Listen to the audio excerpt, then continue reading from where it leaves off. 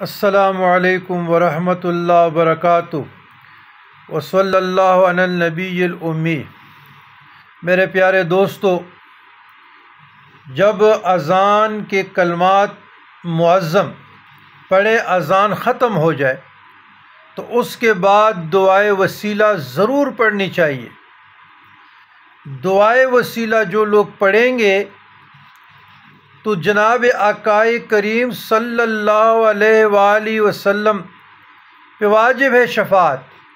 ایک جو لوگ ریاض الجنہ میں 2 رکعت نوافل پڑھے اور ایک اذان کے بعد دعائے وسیلہ، اللہم رب ہذہ الدعوۃ التامہ والصلاۃ القائمہ آت محمدا الوسیلۃ والفضیلۃ والدرجۃ الرفیعۃ وابعثہ مقاما محمودا الذی وعدتہ وارزقنا شفاعتہ یوم القیامہ انک لا تخلف المیعاد۔